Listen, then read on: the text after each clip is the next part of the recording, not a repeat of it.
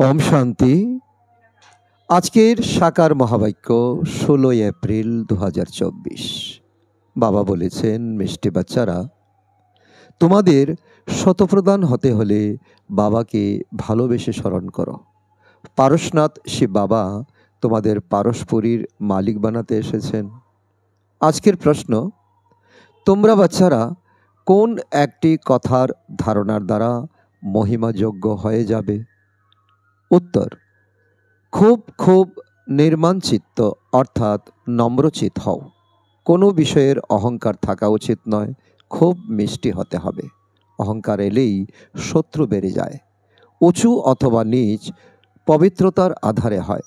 যখন পবিত্র তখন সম্মান আছে, অপবিত্র হলে মাথা নত করতে হয়। ওম শান্তি। আত্মাদের পিতা সে বাবা বসে বাচ্চাদের বোঝাচ্ছেন। বাবা বুঝতে পারেন আমি এই বাচ্চাদের বোঝাই। এই কথাও বাচ্চাদের বোঝানো হয় যে ভক্তি মার্গে ভিন্ন ভিন্ন নামের অনেক অনেক চিত্র তৈরি করা হয়েছে।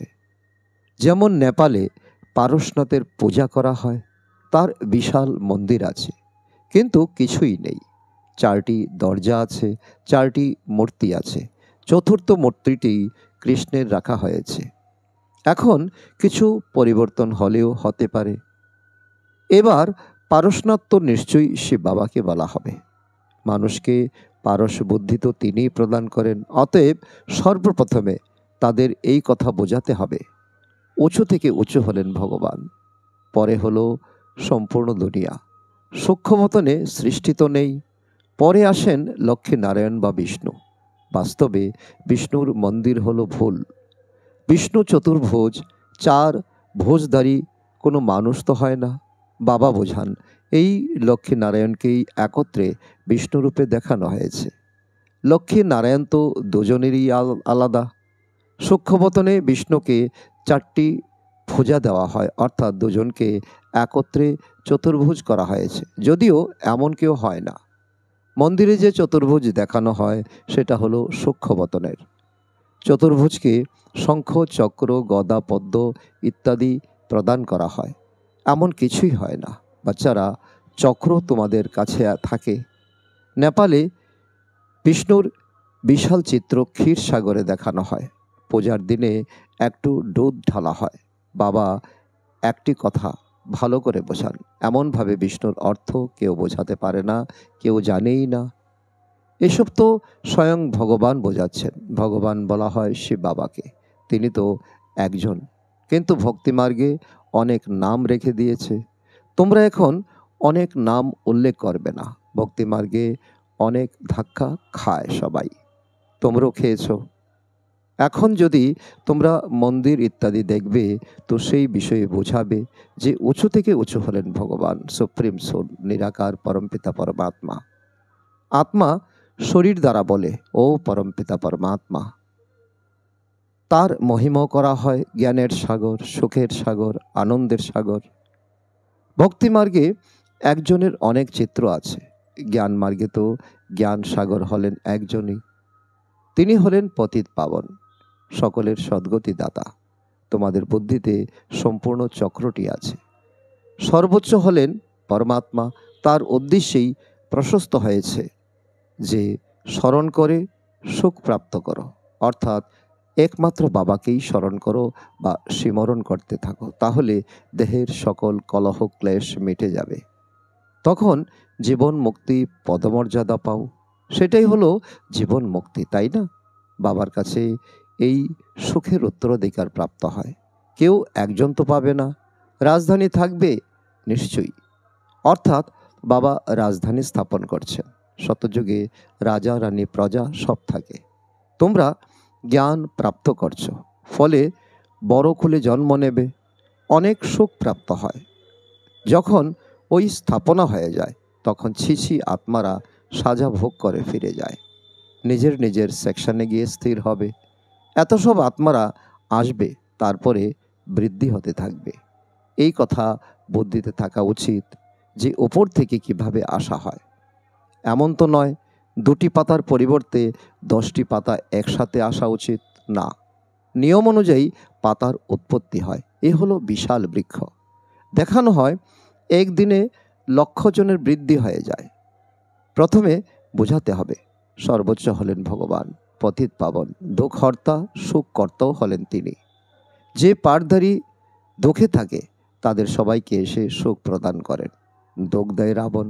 মানুষ এই কথা জানে না যে বাবা এসেছেন, আমরা গিয়ে একটু বুঝে আসি। অনেকে বুঝতে বুঝতে বিচলিত হয়ে যায়, অর্থাৎ বাইরে বেরিয়ে যায়। যেমন স্নান করতে গিয়ে পা পিছলে গেলে জলের তলায় ডুবে যায়। বাবা হলেন অনুভবী, তাই না? এ হলো বিষয় সাগর। বাবা তোমাদের ক্ষীর সাগরের দিকে নিয়ে যাচ্ছেন। এই সময় তোমরা আধ্যাত্মিক পাঠ পড়ছো, আধ্যাত্মিক পড়াশোনা করছো, স্পিরিচুয়াল নলেজ প্রাপ্ত করছো, কিন্তু মায়ারূপী কুমির ভালো ভালো মহারথীদেরকেও গ্রাস করে নেয়। জীবিত থেকে বাবার কোলে স্থান অর্জন করেও রাবণের কোলে চলে যায়, অর্থাৎ মরে যায়। তোমাদের অর্থাৎ বাচ্চাদের বুদ্ধিতে আছে সর্বোচ্চ হলেন বাবা। তিনিই সৃষ্টির রচনা করেন। সূক্ষ্মবতনের হিস্ট্রি, জিওগ্রাফি তো নেই। তোমরা যদিও সূক্ষ্মবতনে যাও, সাক্ষাৎকার করো। এইসব ভক্তিমার্গের চিত্র। এখনো পর্যন্ত ভক্তিমার্গ চলে আসছে। ভক্তিমার্গ পূর্ণ হলে এইসব চিত্র আর থাকবে না। স্বর্গে এসব কথা ভুলে যাবে। এখন বুদ্ধিতে আছে না যে চতুর্ভুজ রূপে লক্ষ্মীনারায়ণ দুই রূপে আছেন। লক্ষ্মীনারায়ণের পুজো করা অর্থাৎ চতুর্ভুজের পুজো করা। লক্ষ্মীনারায়ণের মন্দির অথবা চতুর্ভুজের মন্দির একই কথা, কারণ ভক্তির বিস্তার অনেক। এই সময় তোমরা জ্ঞানে সারটুকু পাচ্ছ। এই দুইয়ের জ্ঞান অন্য কারোরই নেই। তোমরা জানো বাচ্চারা, এই হলো লক্ষ্মীনারায়ণের রাজত্ব। বিষ্ণুর রাজ্য তো বলা যাবে না, তিনি রক্ষণাবেক্ষণও করেন। সম্পূর্ণ বিশ্বের মালিক, তাই বিশ্বের রক্ষণাবেক্ষণ করেন। শিব ভগবানও বাছো, আমি তোমাদের রাজ্য শেখাই, নিজেকে আত্মা নিশ্চয় করে বাবাকে স্মরণ করো। তো এই যোগ অগ্নি দ্বারা বিকর্ম বিনাশ হবে। ডিটেলে বোঝাতে হয়। বলো, এও হলো গীতা, শুধু গীতায় কৃষ্ণের নাম লিখে দেওয়া হয়েছে, সেটা তো হলো ভুল। সবার গ্লানি করা হয়েছে, তাই ভারত তমপ্রধান হয়েছে। এখন হলো কলিযুগী দুনিয়ার অন্তিম সময়, আর এই সময় তোমরা আছো সঙ্গম যুগে। এই সময়কে বলা হয় তমপ্রধান আয়রন এজ। যারা শতপ্রধান ছিল তারাই 84 জন্ম নিয়েছে। জন্ম মরণে তো অবশ্যই আসতে হবে, এটা একটা শৃঙ্খল। যখন পুরো 84 জন্ম নেওয়া হয় তখন বাবাকেও আসতে হয় প্রথম নম্বরে।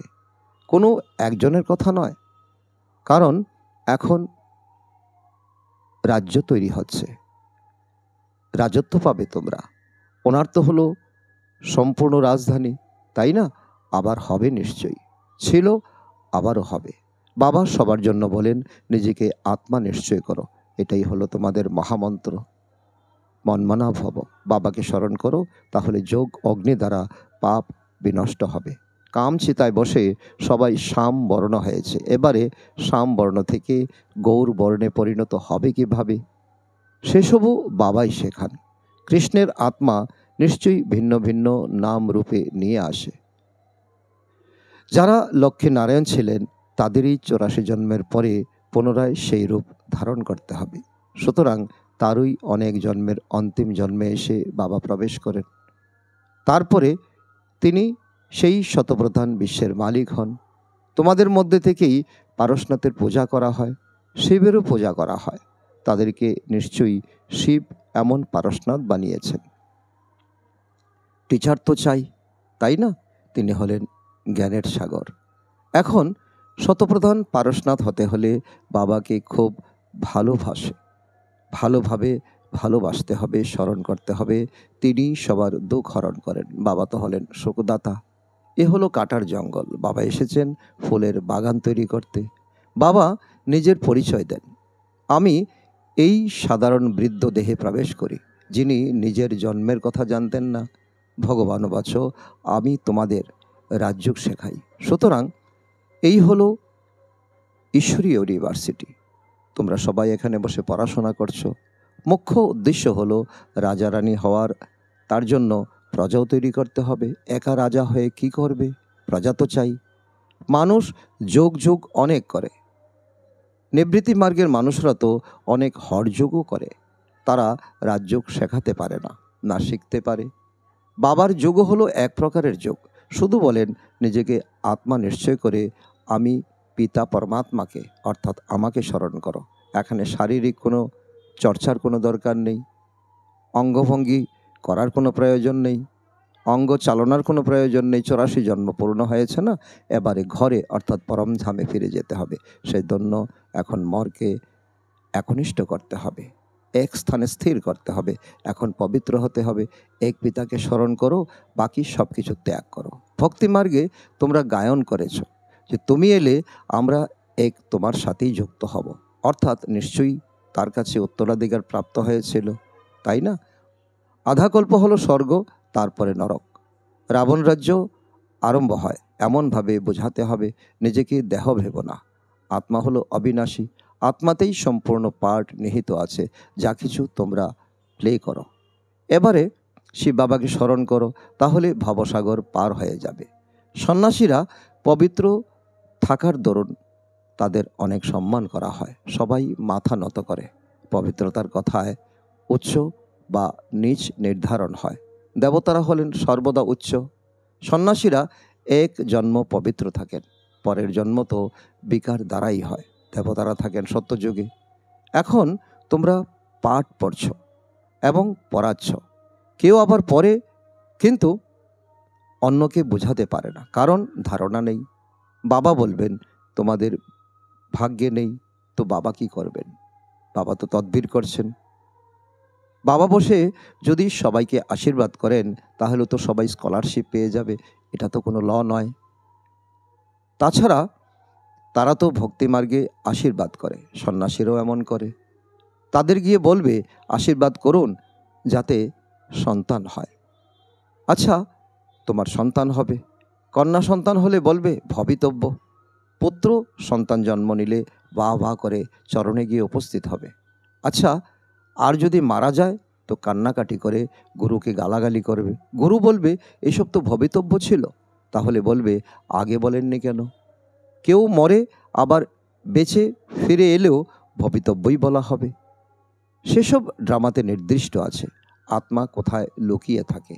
ডাক্তাররাও দেখে মনে করলো যে লোকটি মারা গেছে, দেখা গেল পরে হয়তো বেঁচে উঠল।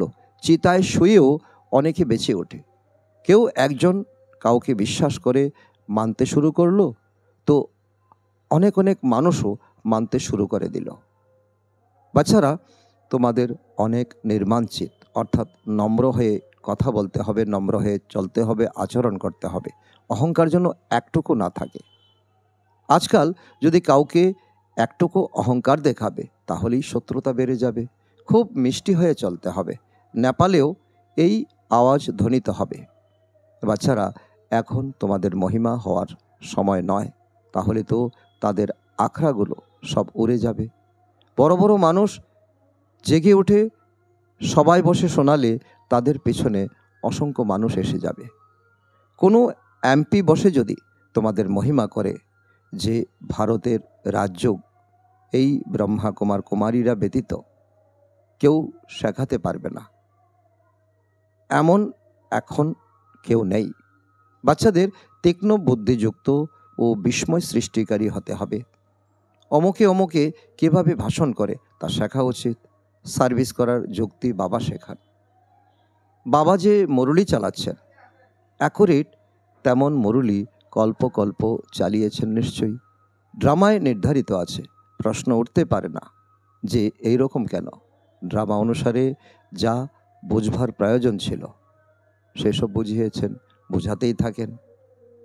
লোকেরা অসংখ্য প্রশ্ন করবে, তাদের বলো প্রথমে মনমনাবব হয়ে যাও। বাবাকে জানলে তোমরা সব কিছু জেনে যাবে।